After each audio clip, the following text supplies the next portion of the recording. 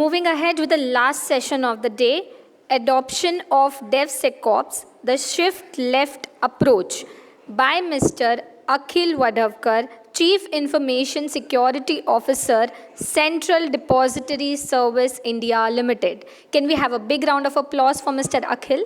Wadhavkar is a highly accomplished IT professional with a wealth of experience and expertise working in various industry segments such as BFSI, IT and ITES, telecom, etc. He is known for his strategic vision and ability to drive innovation and growth. Having worked for organizations with national critical importance, Akhil is an established cybersecurity practitioner, evangelist, and leader. Currently, he is working as Chief Information Security Officer with CDSL Limited, wherein he heads the information and cybersecurity verticals within CDSL. Over to you, sir. Okay. Thank you, Divya, for that brief introduction. Good evening, everyone. So, next few minutes, I'll be talking about DevSecOps. So, what is DevSecOps? So, the name DevSecOps kind of gives away what it stands for. Dev stands for development, Sec stands for security, Ops stands for operations, right? Now, DevSecOps is nothing but a framework wherein you integrate security at each level of software development lifecycle. So before diving into DevSecOps, it is very important to understand what is DevOps. Now, DevOps is a collaboration between the development and operations processes and teams, okay? So that you have a converged approach towards the whole development process. Now, extrapolation of that is DevSecOps, wherein you also, integrate security into that DevOps process and bring in more value to the whole thing. Now, the two main concepts of DevSecOps is shift-left approach, wherein you address vulnerability early. What do you mean by that is you fail early and you fail fast. That helps you basically identify vulnerabilities at the earlier stage rather than identifying it at the end of the software development lifecycle. Other key concept is around continuous security monitoring. So while you have got these processes integrated, while you have your secure test integrated in your software development lifecycle, it is very important to continuously monitor how well this integration is working, whether there are any areas of improvement. If so, you need to do away with that. Now, why do we need DevSecOps? So consider these attacks. So in 2017, there was a cyber attack on Uber, where around 55 million rider information was exposed. Now, this was due to weak credentials on the GitHub, okay? So someone who must have, used weak credentials to secure the code which is posted on GitHub, that got compromised. In 2017 again, you had a cyber attack on Tesla cloud, wherein the Kubernetes vulnerability was exploited to perform mining on the cryptocurrency, right? So these are a couple of attacks, real-world examples of how important DevSecOps is in current scenario. Talk about modern development changes, right? We are more and more, depending on microservices. What happens with microservices is that you have the ability to, talk across applications. One microservice can talk to other microservice, exchange information. Now, how do we secure all these communications? So that is one challenge area, right? Another is the rapid development, happening in these application landscape that you would have. This would be owing to, any time to market scenario, or this could be owing to, rapid changes in the regulatory framework or regulatory requirements you've got. So again, this is one of the challenges that you have at hand, and also the ever-increasing cyber threat landscape. So this is something that you'll have to, keep track of as a CISO or a cybersecurity practitioner. Now, what benefits does DevSecOps bring you? This brings you early detection of vulnerabilities, that goes without saying. But this also helps, accelerate security assessments. So earlier, you might have security assessments done in a fashion when a ticket is generated, handed over to the security team. Security team would take their own sweet time to, run their analysis and then give you a go or no go. So to cut down on that time, turnaround time, you could have adoption of DevSecOps successfully done. Also, how do you ensure that all these security policies of yours are consistent across the multiple components of application that you've got? So I mentioned about microservices, right? How do you ensure that your access policies are, applied uniformly across everything? How do you ensure that your secrets are, secured across all the platforms? How are your containers secured across the platforms? So this is something that you would be able to, reap as a benefit out of DevSecOps practice. Also, this also helps us reducing manual errors. Now, earlier you would depend on a pen tester. While that doesn't take away the fact that you will still have some dependency on the pen tester, manual pen tester, but then you reduce that dependency and you automate as much as you can by building a pipeline kind of thing for your builds and your deployment. Also, the costs that you would incur fixing an issue, which could have been fixed quite earlier in the development life cycle. That cost also you can bring it down, because once you're dealing with a finished product, it's like operating with a a human part which is already in a running stage, right? So rather than doing that, if you are able to detect these vulnerabilities at earlier stages, fix it in a proper manner early at these development life cycle stages, that brings value again in terms of cost. Now on the screen you have a typical diagram which depicts what a DevSecOps practice would look like. Now if you look at the development life cycle, it would typically will be broken into build, plan, build, test, deploy, and monitor. Now, if you talk about plan stage, you could have threat modeling, change impact analysis, all these things, build as a check item in your plan stage. On the build stage, you could have some pre-commit checks deployed. So whenever you trigger a build, there could be a check there could be a check whether your credentials are secured enough, whether your code is secured enough in terms of source code, and so on and so forth. Now, once you do that, you could also do the dynamic application security testing when you are in test phase.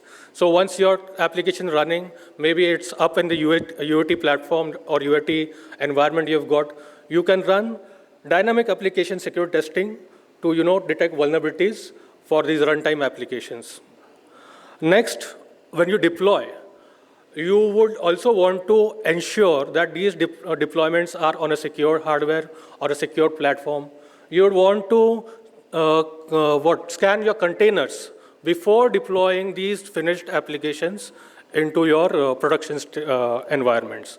And lastly, you would also want to monitor these applications. This could be something around analytics, something around observability. You could have a Prometheus or a Elasticsearch kind of platform, which is looking at all these performance parameters of the applications along with your security parameters. So that's how a typical DevSecOps platform would look like. Now, what are the key points for adoption of DevSecOps? The first and foremost is cultural transformation.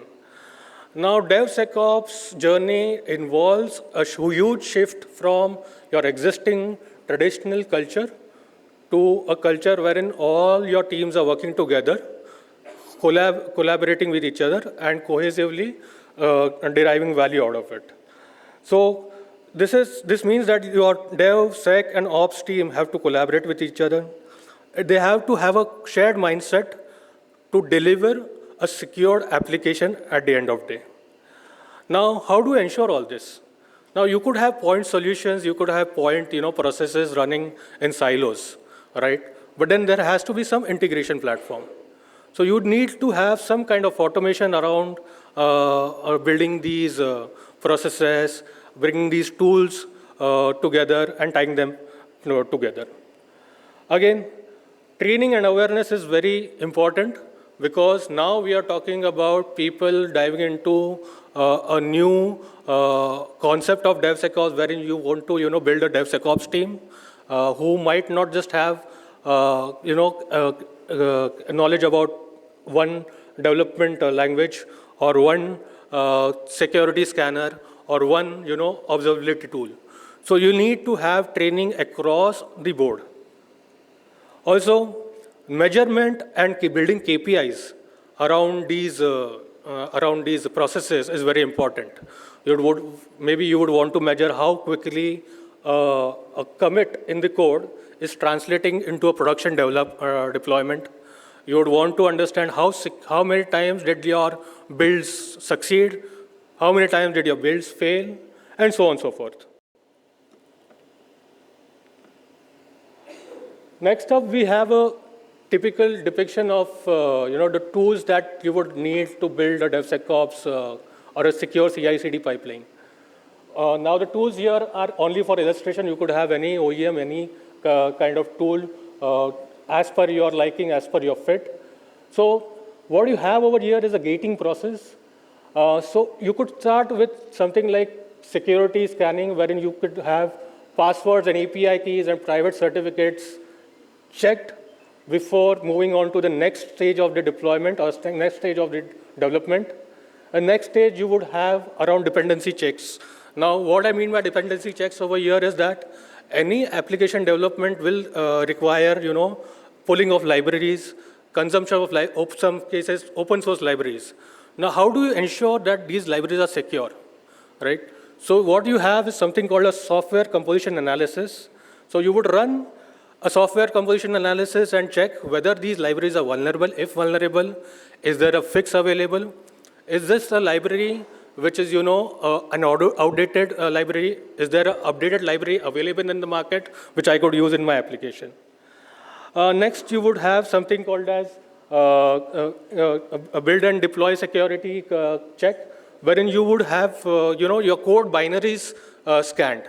So your code binaries scanning would mainly mean your source code analysis, wherein you do source code analysis of your application, be it through the IDE integrations that you might have, or you might also integrate with your repositories in which you store your source code. And lastly, the last thing, wherein you are scanning the application on a runtime basis, that is another check that you could have. So that's typically how you would have a security gating process in a DevSecOps deployment. So this again depicts how your DevOps and DevSecOps pipeline are running in parallel. So on the top, you have the DevOps tools, wherein you have got the repo tools, the likes of Bitbucket, GitHub, and so on and so forth. Now, to run the pipeline, you would have a CI/CD integration tool. This could be Jenkins, this could be Travis. So what this tool does, basically, it would help you to run jobs, write jobs, wherein you could have stages built in the pipeline. You could have a build stage, you could have a deployment stage, and so on and so forth. Then you could have something like observability solution or testing solutions, when you have JMeter to check the performance of the application.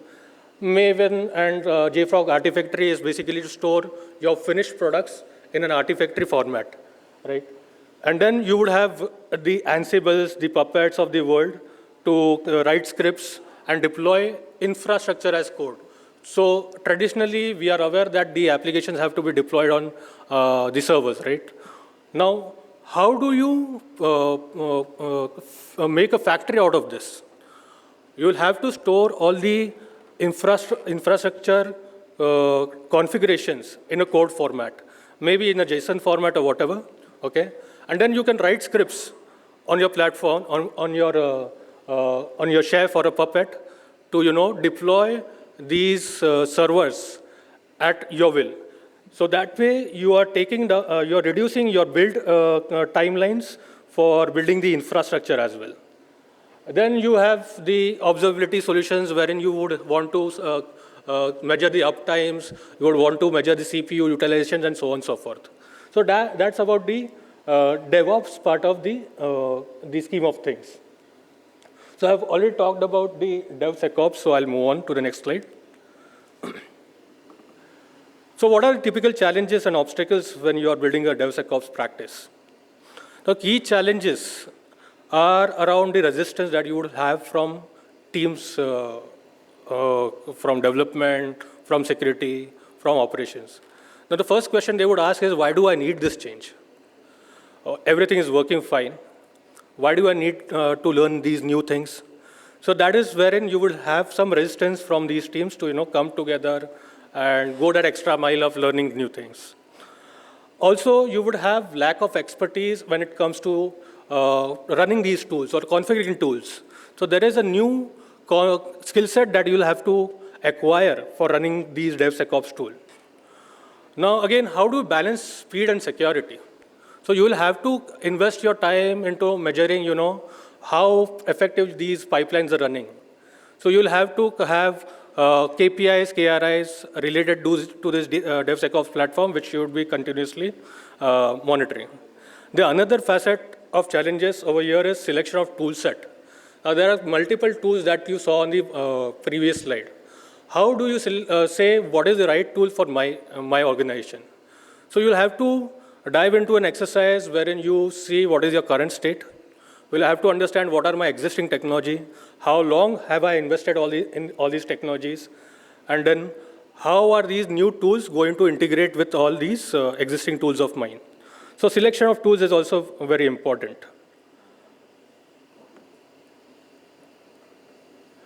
So another challenge when you start with this DevSecOps practice is teams working in silos, right? So everybody may want to contribute to the DevSecOps practice, but at the end of the day, you're seeing that everybody has their own way of making making this project successful. So what you need is basically to bring all these people on one plane. So what you need to do is you need to promote cross-functional collaboration. You need to have shared metrics of success. You could tie this up with the key responsibility areas, maybe the performance metrics of teams, and so on and so forth.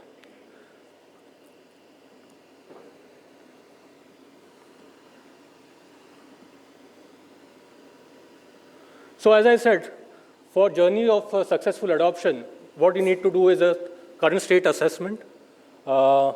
Next, you need to set up your goals realistic. You won't be able to achieve everything at the first go, right? So you'll have to pick your battles properly. You'll have to, maybe you can say that I'll start with the point solutions first, and then, dive into a project to, tie this up all together. Or else you can say that I can focus on CI first, continuous integration first, and maybe at a later stage of time, I'll focus on the continuous delivery or deployment part. Also, when you're doing these projects, it is recommended that you run these projects in pilots. Maybe you don't want to do DevSecOps for all the applications you've got. If you've got 50 applications, maybe you want to do DevSecOps for 10 applications first. Then dive into your high-intensive applications next. So that is how deal with, you have a graded approach when you're dealing with this DevSecOps project. And monitoring and improving, that goes without saying.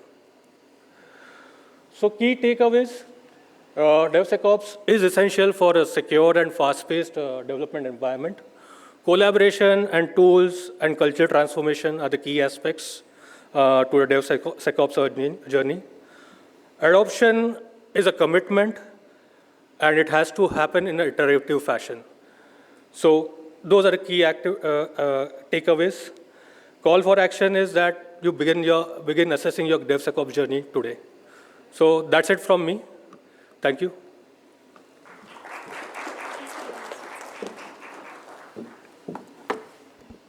So so much for your insights. And I would like to call upon stage Mr. Ajay Avle, CIO, Aqua Farm Chemical Private Limited, to do the honors.